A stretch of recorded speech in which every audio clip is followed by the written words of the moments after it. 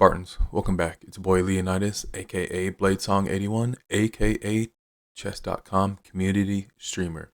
In today's video, we're going to take you on a journey from how I went from 600 ELO to 1050 ELO. We're going to look at 3 games.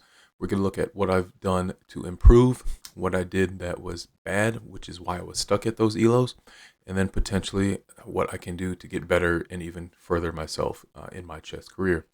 I hope you guys enjoy. Drop a follow, like, subscribe, drop in the comments your chess journey as well. Hold the line until next time. Peace.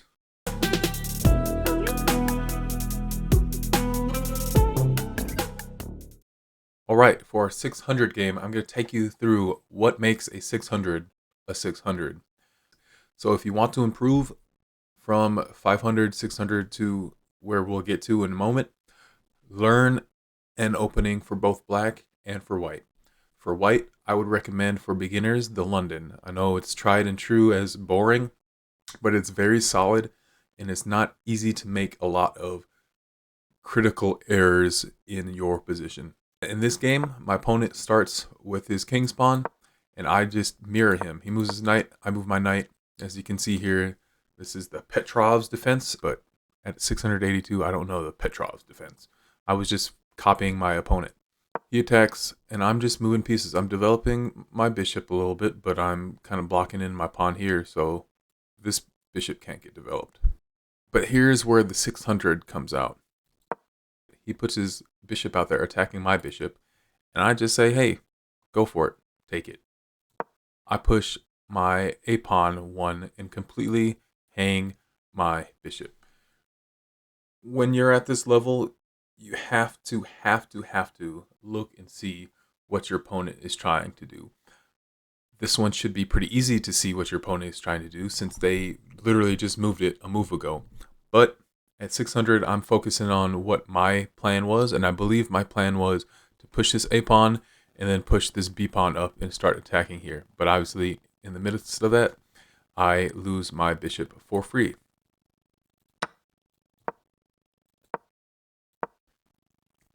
And these are one move attacks. There's nothing spectacular about this. Like this bishop to attack my queen. It doesn't make sense because I can easily just move my queen out of the way. Or in fact, I could have moved my pawn out and kicked his bishop completely back to this square right here or back here. Mistakes, inaccuracies, things of this way. I allow my opponent to now fork pieces, which again, if you are at 600, this is the things that you have to start realizing that you should be looking at. You should be looking at, if I move my rook up here, what can my opponent do? Well, my opponent can be like, oh, he's hung both either his knight or his rook.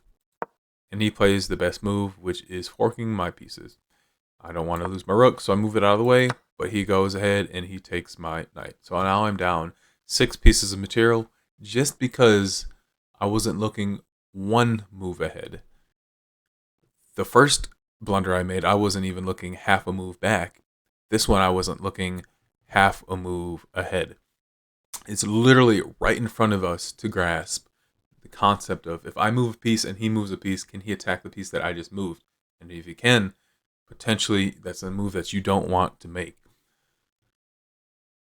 The best possible position, again, forks my piece. Like, look at this. I had my pieces get forked. I literally needed to look and see, if I move my queen to take, what can he do? What should he do? And obviously, the best course of action for this man to do, or this woman to do, is as soon as I take this piece, boom, instant fork. Instant fork. He forks my queen and he forks my rook. I move my queen out of the way. He takes my rook. I am down now 9 pieces in material. He, in this turn, hung his bishop. He's so far ahead, it honestly doesn't really make that big of a difference, but you still shouldn't be hanging your pieces for nothing. He trades a bishop for a pawn, and he moves from 7.3 on the eval to 5.3. So still, 2 points is a big difference, but in all actuality, he's still up so much material. He's up 9 points of material. He gets a little greedy here with his queen. He moves his eval from 5.3 to 2.1. I obviously don't see the best move, and the best move for me to do is to plant my knight here, because if he decides to take my knight, he now opens himself up for checkmate. But obviously, at this point, I'm a 682, and I don't see that. So I go and I take the knight because I believe it's free, because if he takes, I would be able to put him in discover check, take his queen, but obviously he falls for it. He falls for it. The worst thing you could do is take it with the pawn to expose. And now, queen, he misses again, and now it is mate into on the board. It's mate on 2 on the board because I can check here. He's got to move, and then I check there. So, what do we learn from 600s? Biggest thing is look 1 to 2 moves ahead. That's all you got to do. Just especially if you're playing 10-minute, which we were. Move your piece.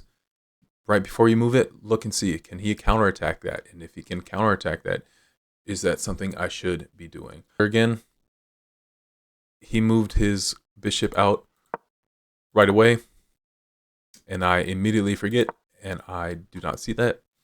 Second blunder that I did was, or it's a mistake, still a blunder in my book, is I moved my rook from e1 to e8 to e6, and I allow my pieces to get forked. Just looking 1 move ahead could have circumvented that. I will see you guys in the next game. At this point in my chess career, I was at 775 elo. My opponent was at 833. And at this level, you are going to start to see some inklings of understanding of how the chess pieces are supposed to move in the opening. If you remember back in my first game that I showed you, I moved this pawn out here. I was just copying. I put my bishop out here, blocking out this pawn right here so this bishop couldn't get out. And it was just a cluster. This game goes a little bit differently.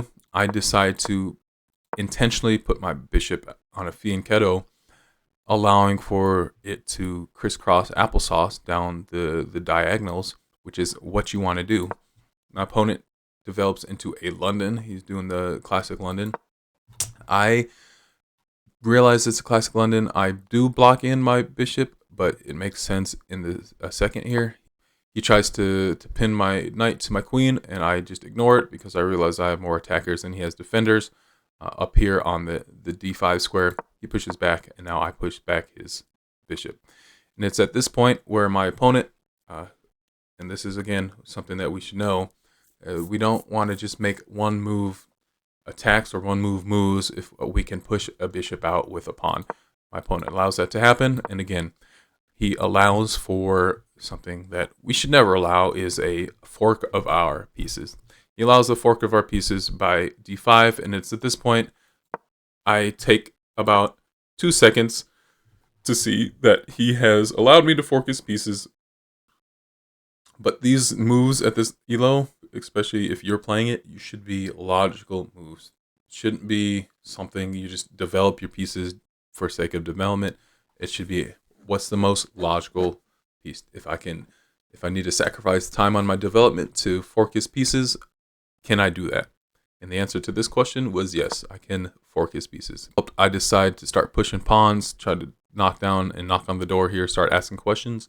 And he obliges me by allowing me to push his knight away from this position here. He puts his knight onto the f5 square. And I realize if I take his knight, he now has doubled f pawns, which is good for me, and it's bad for him. These are logical moves. I could have let that knight stay there and have kept the tension, but if I can have a chance to double up somebody's pawns, I'm going to do that any day of the week.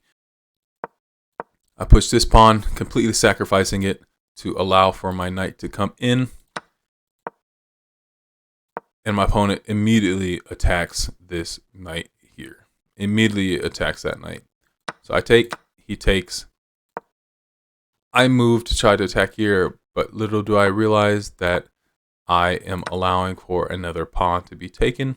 Luckily, king's safety is a paramount when it comes to chess. His king has all these holes here, and I am tucked away very nicely. If I need to, I can push over here at any point that I need. This next move, I wish it was a brilliant, because it should have been a brilliant because it worked exactly how I wanted to, but it wasn't the correct move. It wasn't even on the top 4 on the engine. But the move was knight to c4 with the intention and the hope that he did take with his queen, because it looks like it's a free knight.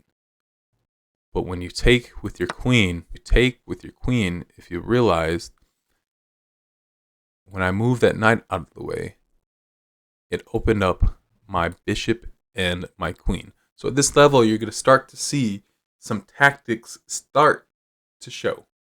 Instead of playing hope chess, 100% hope chess, you're playing like 75% hope chess, where you're hoping he takes the knight, which he did.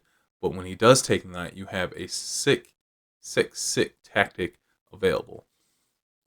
With him taking that knight, I am now able to put him in check. He should be going to f1. That should be the only thing that he does. f1 is the only one that doesn't lose him the game immediately. If he goes to f2, it's mate in 4. If he goes to h1, it is mate in 3. He goes to f2, correctly assesses it. I put him in check. He moves his bishop to e2. I move my queen over, realizing, hey, he cannot move this bishop and attack my queen because he is now pinned. He gives me a little check. Again, king safety. All I need to do is just tuck that king in at any point in time, and I'm able to. King decides to go move. I take his bishop. It's mate in 2 on the board. He moves his king over. I give him one more check with my rook. He's only got one legal move to go, and that move is here. And I find the mate on f1. So the biggest difference between 775 and 650 or 660 was openings are starting to look a little bit more regular, starting to look a little bit more cerebral. You're looking one step ahead to see where can my opponent go, and if he goes there, can I fork him or can I do some sort of tactic? And speaking of tactics, number 3, you're starting to set yourself up. Even though it was an ugly tactic, it was still a tactic nonetheless. So after he took, I was able to sacrifice my knight and get a complete position. If you sacrifice any sort of piece that looks free and doesn't give an immediate counter play, it might work, which is why it's 75% hope chess. And I will see you guys in the next one. All right, for the final game of this video, we're going to be looking at what is close to present day ELO for Bladesong 81, which is around 1040 to 1050 ELO.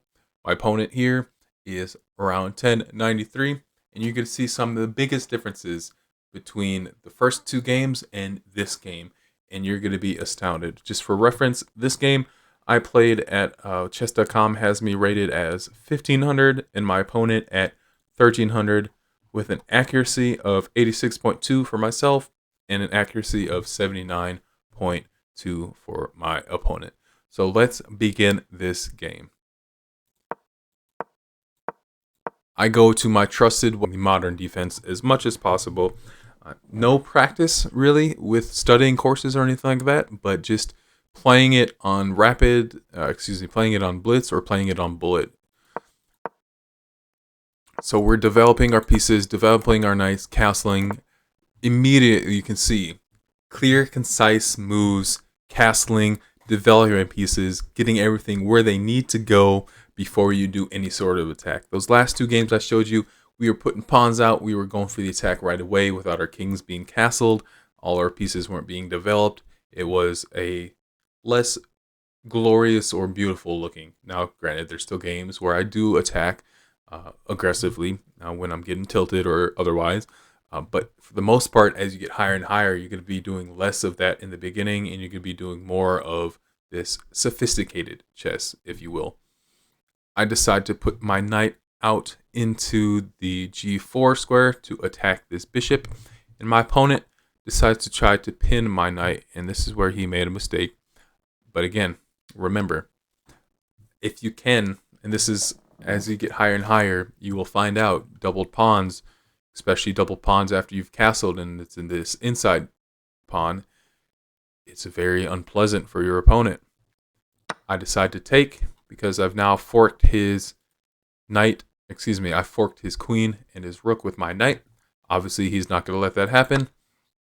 So he takes, and now he has these doubled e-pawns. He's kind of exposed his f-file, and I am happy with that. So I go ahead and I decide to attack that bishop, take it out. I can start pushing all these pawns because my king is safely tucked over here, and I need to start putting some pressure on the queen side, which is exactly what we do. But you can see here, I'm building the tension. I'm holding the tension. I'm putting an outpost here. I'm trying to elicit a response from my opponent that would help me further my cause, because we're around even here. I have a 0.4 advantage, but with this taking of this knight, it's now 0.5, and now I have an outpost that my opponent will never be able to get rid of for as long as this game will go. The reason, if you look back, the reason I also took with that knight is so when I doubled my pawn, his pawns here, his pawn was also at this point here, I believe. Once he pushes that past my e5 square, that gives me the green light to put that outpost, because there's no pawns here unless I sacrifice this pawn stupidly, like right here, and he takes. There's no pawn that's going to have any sort of attack on this bishop. So this bishop will live here. It will eat everything in its path in the future. We're keeping the tension here. We're keeping the tension. We're not taking unless it's absolutely necessary. He takes, I take. That's a free pawn for me. I take another pawn for free. I just bring my bishop back now. And now I'm definitely not in any trouble, because while this bishop is on a light square, he's also just blocked in his bishop for the time being. He can't really go here because it's going to take a few moves. He's now kind of just trapped. He's kind of put his pieces in a position of disadvantage, as opposed to my rook can easily come over here and take up the c-file or take the c-file. This bishop still, from the very beginning, remember when I put it on e5, it's had control of these squares for a long time. Again, taking control of the file, putting and infiltrating my rook over. Should I have done this? No, because it was a blunder. I still have an advantage, but most of my advantage is now gone. But he decides and he blunders right back. He should have taken with his bishop to put me in check, to force me to move, and then he could have gotten away scot-free. But now I put him in check. He moves his king, and I will turn on the feedback for you guys. It's a brilliant move by me. What he should have done, like I said before, he should have taken with the bishop, but now both of his rooks are hanging. He decides to take with his b1 rook, and now I take his rook, and now it's just a matter of conversion. It's a little too late for him. I am now up 2 pawns and a bishop, so I'm up 5 pieces of material. The eval bar is at N11 for me. It is now a conversion, and my opponent resigns in the next couple of moves because it's just going to take me taking some of his pawns, putting my rook out here to attack this pawn or this pawn, depending on what my opponent decides to do. And I will just continue to avalanche all of these pawns forward, and I will come away with the victory. So, at a 1000 level ELO player, The opening is a lot smoother. We're not taking pieces just willy-nilly all the time. We're making sure our attacks are the good attacks, doubling pawns, attacking pieces when they need to be attacked, connecting knights, putting outposts when they need to have outposts.